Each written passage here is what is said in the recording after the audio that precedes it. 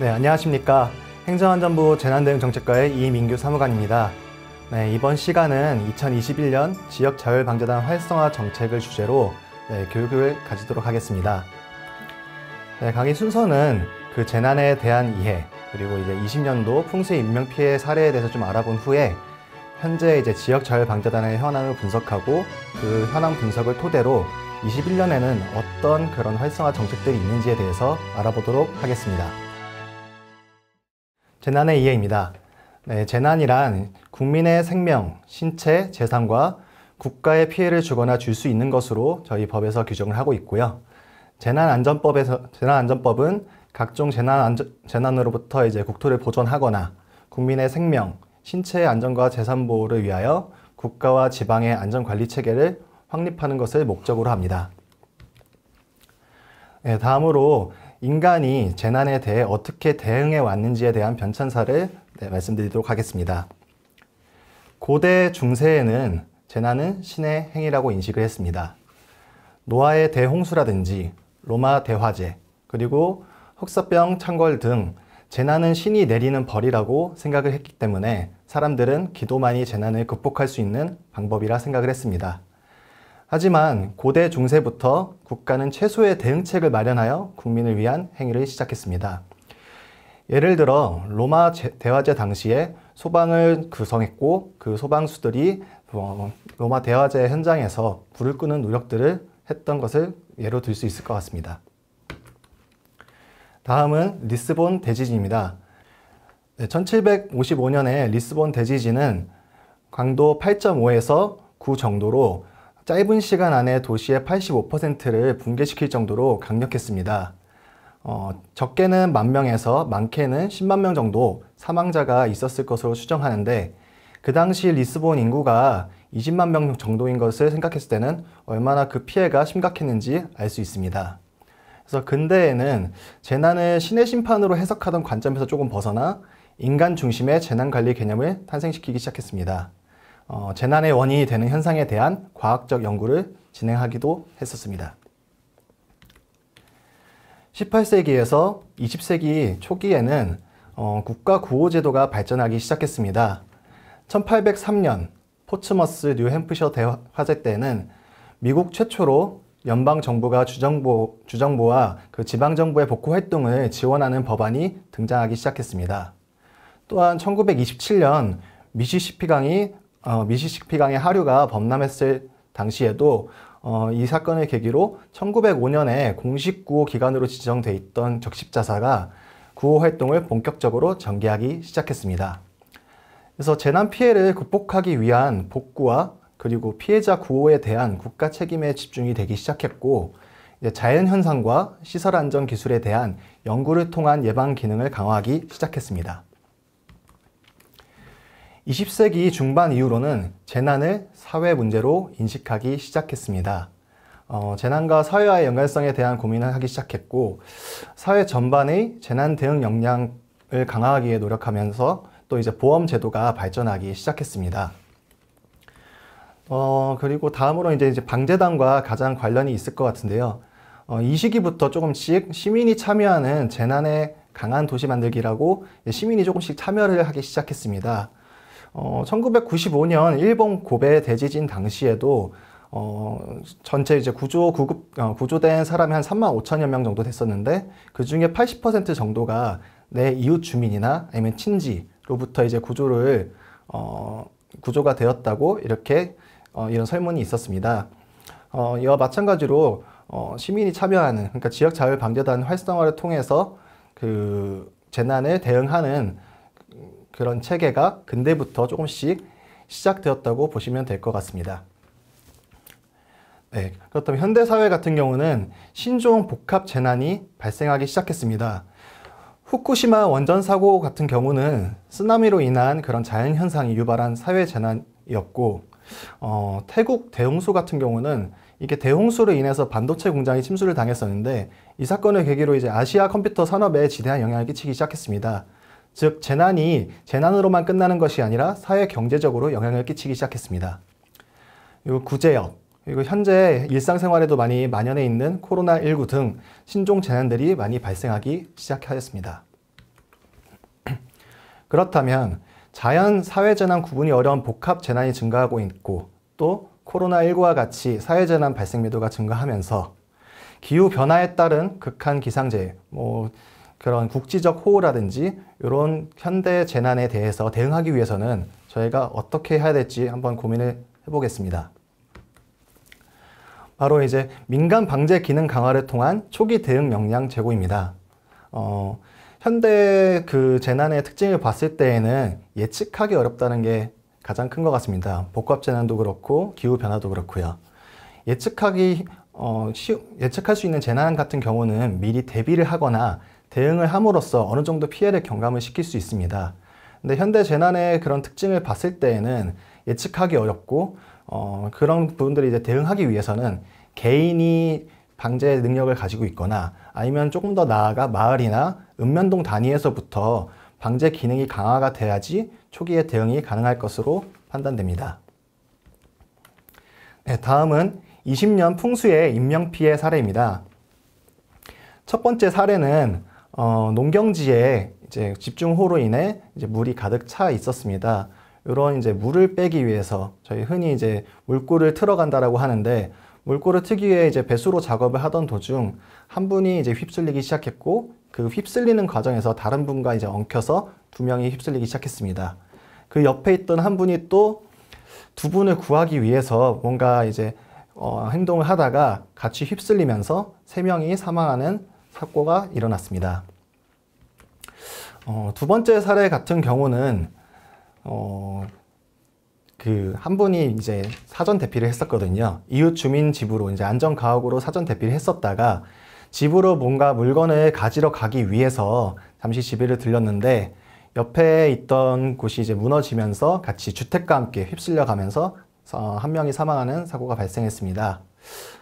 이 두 사례를 보았을 때 고민해 볼 것이 첫 번째 사례 같은 경우는 개인들이 뭔가 이제 재난, 그러니까 그런 집중호우에 대한 위험성이나 무서움을 알고 있었더라면 집에 있었을 텐데 또 두 번째 사건 같은 경우도 이미 대피를 했는데 조금만 더 경각심이 있었더라면 이웃 집에서 있었을 것이고 또 이웃 주민이 혹시나 좀 더 설득을 해서 집에 있게 이렇게 설득을 했다라고 하면은 이런 인명피해가 발생하지 않았을 것이라 생각합니다. 이런 부분들을 생각해 볼 때 저희가 지역자율방재단이 활성화돼야 된다라는 결론에 도달할 수 있었는데 그 이유는 첫 번째로 개인이 재난에 대한 위험성을 인지해야 하는 부분들이 있는데 방재단원으로서 활동을 하거나 아니면 이렇게 방재단원 활동하면서 교육을 받는다거나 했다라면은 분명히 이제 개인적으로도 이제 개인적으로도 그런 방재에 대한 그런 기능이 강화가 되고 또 역량이 있을 것이기 때문에 이제 최대한 그런 재난 상황에서는 안전한 곳에서 대기를 했을 것 같습니다. 그리고 두 번째로 만약에 주변에 지역자율방재단원 분께서 계셨다라고 하면은 위험성에 대해서 말씀을 해주시면서 충분히 설득하고 얘기를 하면서 이렇게 주민이 사고를 당하신 분이 밖으로 나가지 않게 막을 수 있었을 것 같습니다. 그리고 추가적으로 생각을 해보면은 지역의 실정을 제일 잘 알고 있고 지역 주민들과 친밀도가 가장 높은 사람들은 결국 같은 공간에서 생활을 하고 있는 지역 주민분들입니다. 그런 지역 주민분들로 구성되어 있는 지역자율방재단이 활성화가 되어야만 그런 지역 안에서 또 마을 단위에서의 방제 기능이 강화될 것으로 생각됩니다. 네, 다음은 지역자율방재단 현황 분석입니다. 방재단은 20년에 56,959명으로 19년 대비 1,255명 감소했습니다. 13년 이후 5만 명대에서 정체되어 있는 현황입니다. 네, 편차는 지역별 단원수 편차가 굉장히 크고 또 단원수가 100명 미만인 지자체가 있었습니다. 인구 1만 명당 단원수 평균 25.8명으로 농촌, 산간 등 비도시 지역이 많은 지역이 이제 도시 지역에 비해서 많은 경향이 있었습니다. 또한 면적 1제곱킬로미터당 단원수 평균은 0.36명이었습니다. 인구가 많고 밀집된 도시 지역이 높은 경향이 있었는데 평균적으로 생각을 한다 하더라도 한 명이 한 3제곱킬로미터 정도 이렇게 담당을 해야 되는데 혼자서 그 많은 범위를 뭔가 총괄하고 그리고 그 대응을 하기에는 조금 어려운 것이 사실입니다. 다음은 구성 단위입니다. 자연재해 대책법에서 현재 방재단을 시군구 단위로 조직하도록 하고 있습니다. 또한 필요시 읍면동 단위로도 조직할 수 있게 이렇게 법적으로 규정이 되어 있습니다. 지금 현재 방재단들은 대부분 이제 시군구 단위로 조직이 되어 있고 또 이제 읍면동 단위로는 봤을 때 20년 10월 기준으로 1184개 정도 읍면동에서 방재단을 구성하고 있었습니다. 현재 단원 관리 부분에서는 단원의 연령, 지역, 활동 이력 등 그리고 가용 장비나 그런 부분들에 대한 정보가 부족한 상황입니다. 그렇기 때문에 적재적소에 인력을 배치하기 힘들고 또 적절한 장소에서의 방제 활동을 하는 데 어려움이 있는 상황입니다. 다음은 방재단 운영입니다. 특성이 유사한 지역 간에도 활동 실적 등의 차이가 있었습니다. 아래 보시는 그런 두 개의 예시가 있는데요. 이 예시의 그 두 개의 지자체 같은 경우는 같은 시에 인접해 있는 두 개의 구입니다. 앞에 사례를 보셨을 때는 방재 단원이 180명임에도 불구하고 활동 연인원이 60명밖에 안 되는 것을 볼 수 있습니다. 그와 상반되게 옆에 구 같은 경우는 방재 단원이 오히려 더 적음에도 불구하고 활동 연인원은 거의 10배 이상으로 많은 것을 볼 수 있습니다.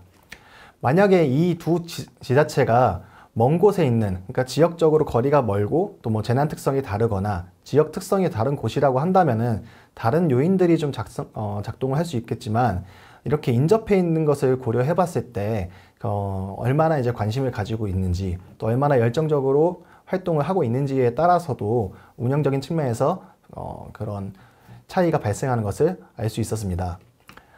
계획 관리 부분은 현재 저희 행안부에서는 전국 자율방재단 연합회로부터 연간 계획을 받고 있지만 이제 시군구 단위 방재단의 계획 수립이나 이행 여부 등에 대한 관리는 부족한 상황입니다. 또한 지역 실정을 잘 알고 있는 민간 영역의 정체성을 부각할 수 있는 업무가 불명확한 상태입니다. 지역 자율방재단의 가장 큰 특징은 지역 특성을 잘 알고 또 지역 주민과 친밀도가 있는 분들께서 직접적으로 방재에 참여한다는 그런 부분들이 특징인데 그런 부분들이 잘 안 되고 있는 상황입니다. 좋은 예로는 서귀포시 같은 경우는 방재단장님께서 지역대책본부 상황판단회의에 참석해서 어느 지역에 어떤 물자가 더 필요한지 어디로 보냈으면 하는지에 대해서 의견을 제출하시고 그 부분에 대해서 서귀포시에서는 지원해주는 그런 좀 유기적인 관계가 유지가 되어 있습니다. 단장님께서는 이제 오랜 기간 동안 이제 그 지역에 있으면서 지역 실정을 잘 알고 있기 때문에 그런 식으로 의견을 제출하는 것도 가능한 것으로 보입니다. 인지도 부분에서는 분명 이제 지역자율방재단이 위험한 재난 현장에서 활동함에도 불구하고 이제 좀 홍보가 부족한 탓인지 홍보가 부족해서 그런 인지도가 낮은 부분이 있습니다. 유사한 단체로 이제 의용소방대라든지 아니면 자율방범대에 비해서도 조금 인지도가 낮은 것을 알 수 있습니다. 세 번째로 재난안전교육 부분입니다. 현재 직무능력교육이나 전문교육 그리고 자체교육 등을 시행 중이지만 교육 커리큘럼이나 이제 교육 참여 횟수, 인원 등이 조금 미흡한 상태입니다. 또한 방재단의 소집, 투입 또는 활동 지원 등을 위해서는 민간 자원 연계를 위한 담당 공무원의 역할이 굉장히 중요한데 현재 담당 공무원 대상으로 한 체계적인 교육 과정이 부족한 상황입니다. 마지막으로 법령 제도 부분입니다. 저희가 작년에 이제 재난관리 평가와 관련해서 방재단의 활동 실적들을 갖다 이렇게 취합을 했었는데요. 활동을 분석해 본 결과 이제 자연 사회재난 구분 없이 방재단 분들께서 이제 활동을 해주고 계신데요. 지금 현재 방재단 자체가 근거 법령이 자연재해 대책법이다 보니까 활동 범위 자체가 어떻게 보면 자연재난으로 좀 한정되는 부분이 있습니다. 그렇기 때문에 현재 이제 개별법을 이제 방재단 관련해서 개별법을 제정한 것이 필요할 것으로 생각됩니다. 활동 지원 부분에서는 이제 전문 활동 및 위험성이 동반하는 업무를 수행하고 활동하고 있음에도 불구하고 정당한 수당 지급이 조금 미흡한 상황입니다. 예를 들어 지금 현재 교통비나 식비 등 경비는 지급하고 있지만 재난안전활동 소집에 대한 수당 지급은 조금 미흡한 상황입니다. 또한 사무실 관련해서는 뭐 자비로 사무실을 운영하시는 곳도 있고 또 관공서 지하나 주차장 등의 컨테이너 형태로 사무실을 운영하는 부분이 있습니다. 이와 같이 좀 방제 활동을 위한 기본적인 지원이 부족한 상황임을 알 수 있습니다. 현장 운영 부분에서는 방재단의 그런 역할 및 임무 규정이 조금 미흡한 상황입니다. 지대보험 구성 관련 조례에서나 아니면 이제 뭐 행동 매뉴얼 등에서 자원봉사자와 구분이 되어 있지가 않습니다. 그러다 보니 이제 좀 아까 좀 전에 말씀드린 정체성 부분, 그러니까 방재단의 정체성을 조금 더 부각할 수 있는 그런 부분들에 대한 규정이 미흡해서 또 인지도랑도 연관이 되어 있지 않나 그렇게 판단됩니다. 네, 다음은 2021년 지역자율방재단 활성화 정책이 어떤 것이 있는지, 저희가 어떤 것을 구상하고 있는지에 대해서 설명을 드리겠습니다. 네, 조직 구성 확대 부분입니다. 네, 도시, 비도시 또는 뭐 지역 재난 특성 등을 고려해서 저희가 적정 인력을 산출하려고 노력을 하고 있고요. 그런 적정 인력 산출을 통해서 시군구별로 뭐 목표 인원을 설정해주고 그에 따라서 단원을 확대하고 있습니다. 그 노력의 결과로 저희가 1월부터 이 계획을 수립을 해서 지자체 그리고 방재단 여러분들과 같이 소통을 하면서 계속 노력을 해왔는데요. 20년 12월에 56,959명이던 방재 단원 수가 이번 연도 5월에는 62,568명으로 증가하는 결과가 있었습니다. 앞으로도 좀 지속적으로 노력을 한다면 계속 이렇게 인원이 늘어날 수 있을 것 같고요. 저희 앞에 현황 분석에서 보셨듯이 절대적인 지금 단원 수가 부족하기 때문에 조금 계속 지속적으로 노력해서 늘려나갈 필요성이 있을 것 같습니다. 다음으로 읍면동 구성 확대입니다. 저희가 그 실태를 분석을 했을 때 느꼈던 것 중에 하나가 시군구 단위로 대부분 구성이 되어 있고 읍면동은 거의 없는 부분, 그리고 추가적으로 시군구 단위에 이제 구성이 제대로 되어 있다 하더라도 방재 단원분들이 대부분 읍 소재지에 분포해 있는 것을 볼 수 있었습니다. 실질적인 이제 방재 아니면 이제 재난 대응을 위해서는 이제 외딴 지역에 있는 마을이라든지 따로 이제 그런 부분들에 대해서도 좀 세심하게 저희가 대응을 할 필요가 있는데, 그러기 위해서는 전체 읍면동에 그런 방재단이 구성될 필요가 있을 것 같습니다. 이런 노력의 결과로 20년 12월에 1184개였던 그런 읍면동 방재단이 현재는 모든 읍면동에 구성이 된 것을 확인할 수 있습니다. 다음으로 단원 정보 관리입니다. 방재단원 연락처 현행화 및 재우려 지역 현장 관리관으로 방재단원을 지정할 것을 이제 확대하고 있는데요. 첫 번째로 연락처 현행화 부분입니다. 이제 62,568명 중, 이 5월 기준입니다. 중 이제 47,524명에 대해서 연락처를 현행화했고, 또 개인정보 활용 동의를 완료를 했습니다. 이 부분이 중요한 이유는 사실 유기적인 관계를 유지하면서 제대로 대응을 하기 위해서는 연락체계가 잘 갖춰져 있어야 합니다. 그런 연락처를 현행화하기 위해서 아직 좀 현행화 안 된 부분이나 아니면 개인정보 활용 동의가 안 된 부분들에 대해서는 지속적으로 좀 노력해 주실 것을 당부드립니다. 다음으로 현장관리관 지정입니다. 총 6,524개 재우려 지역 중에서 지금 이제 이번 확대를 통해서 4,122개 지역에 대해 방재단원의 현장관리관으로 지정했습니다. 또한 시스템 등록 부분에서는 유사시 신속한 정보 전달을 위해서 방재단원 3,564명을 이제 3,564분에 대해서 이제 풍수해 관리 시스템에 등록을 해 두었는데요. 앞으로도 지속적으로 조금 지자체 담당자 분들께서 신경 써서 남은 분들의 그런 연락처를 현황화 해주시고 또 이제 풍수해 관리 시스템에 등록될 수 있도록 해주시면 감사하겠습니다. 네, 다음은 방재단 운영 활성화 부분입니다. 재난 유형별, 재난 단계별, 지역별로 우수 활동 상황에 대해서 저희가 이제 지속적으로 발굴을 하고 보급할 예정입니다. 이를 통해서 다른 이제 뭘 할지 몰라서 제 활동이 잘 안 되는 부분들도 있었는데 이 부분을 통해서 다른 데에서 이렇게 잘 되는 사례가 있구나 좀 보고 배우시면서 같이 또 이제 비슷하게 활동을 해주시면 될 것 같습니다. 활동 계획 수립 부분은 현재 이제 저희가 요청드린 사항이 방자회 단장님께서 지자체와 협의해서 이제 시기별 활동 계획서를 작성, 제출해 주시고 또 지자체에서 담당하시는 분께서는 이제 지역자율 방재단 운영 계획을 수립할 것을 요청을 드렸었습니다. 이번 21년에 이제 상반기 동안 추진한 결과 총 228개 시군구 중에서 213개 시군구, 즉 이제 93% 정도 지자체에서 모든 계획을 이제 수립한 상황입니다. 남은 이제 7% 지자체 담당자 분께서도 운영 계획을 수립해 주시기 바라겠습니다.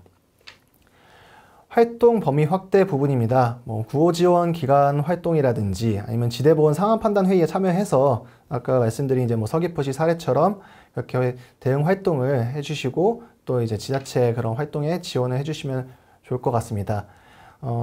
추가적으로 중앙재난 저희 이제 복구 단계에서 하는 중앙재난 피해 합동조사에 같이 참여를 하셔서 지역 상황이라든지 같이 설명을 해주시고 좀 복구 단계 그런 계획을 수립하는데 도움을 주시면 될 것 같습니다. 네, 홍보 강화 부분입니다. 이제 방재단 전문 교육 과정 시 저희가 영상 제작 교육을 하는 것도 한번 검토를 하고 있습니다. 사진이나 이런 부분보다는 이제 사진들을 편집을 해서 실제로 이제 홍보 영상을 만들고 이런 부분을 통해서 방재단을 많이 알리는 데 도움이 될 수 있을 것 같아서 방재단원 분들 이제 교육을 할 때 전문 교육에 좀 영상 제작 관련해서 교육을 좀 신설하려고 검토 중에 있습니다. 그리고 연말 정도에 저희가 전국 단위 활동사항에 대해서 영상을 제작하고 또 홍보 자료로 활용하려고 생각을 하고 있습니다.